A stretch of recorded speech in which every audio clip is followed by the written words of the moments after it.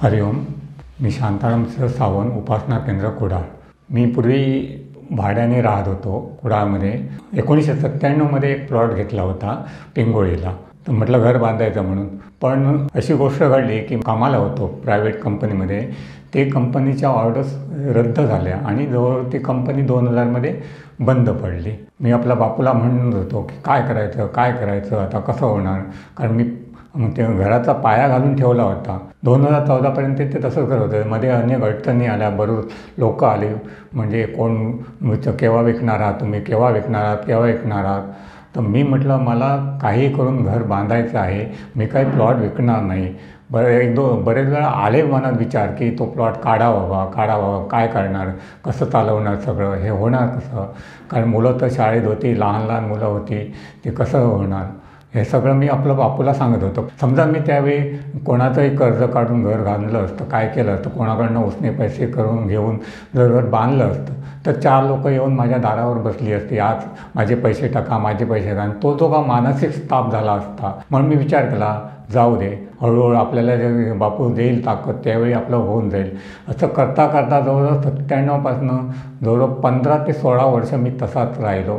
इकडे जा तिकडे जा हे करत राहिलो. पण म्हटलं घर बांधायला हरकत नाही, पण त्याचं पुन्हा रिपेमेंटचं काय करणार, हा एक मोठा प्रश्न होता. म्हणून मी झालं. नंतर हळूहळू माझा मुलगा ग्रॅज्युएट झाला, MSc झाला. तो कुठे गोव्याला कंपनीत कामाला लागला. त्याच्यानंतर मग थोडीशी कुठेतरी मला आधार वाटला आणि हे वाटला. म्हणून मग मी बँकेत गेलो आणि बँक मॅनेजरला ते विचारलं, बाबा काय करू, असं आहे. त्याचा पगार काय जास्त नाही, त्यावेळी त्याला 12 ते 15 हजार रुपये पगार होता, काय करू.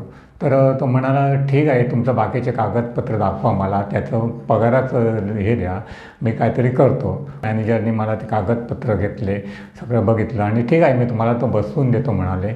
आणि मी त्यावेळी मग शेवटी 15 वर्षानंतर मग 6.5 लाख रुपये लोन घेतलं. कारण माझ्या ते त्याचे पाया भरणे, जमीन ह्या गेला 2-3 लाख रुपये अगोदर ऑलरेडी इन्व्हेस्ट झालेलेच होते. त्याने मला मग 6,000पर्यंतचा हप्ता बसवून दिला. मुलाचं सगळे कागदपत्र आणि पगारपत्र लिहून घेतलं. ठीक आहे म्हटलं, कारण कुठेही भाड्यानं राहायचं म्हटलं तरी नाही म्हटलं तरी 5-6 हजार रुपये मोजावेच लागणार. पण हे त्या काही करून आपण हे केलं तर आपलं कुठेतरी एक स्थायी करू. उद्या असं इथून जा रे बाबा, तिथून उठ, ह्या गोष्टी येणार नाही. कोण मालं घेऊन तगादे लावणार नाही. म्हणून विचार केला, बापूला सांगितलं, बापू तू माझ्या पाठीशी आहेस बाबा, तू मला याच्यातनंही मार्ग दाखव. आणि आम्ही 2014 साली म्हणजे जवळजवळ 15 वर्षानंतर मी त्याच प्लॉटवर घर बांधलं आणि 2014 साली तिथे राहायला गेलो. आणि आता सगळं कसं सुरळीत आहे, व्यवस्थित आहे. बापूच्या कृपेने ते एक म्हणजे कायमचं मला घर मिळालं. हरिओम श्रीराम अंबज्ञ.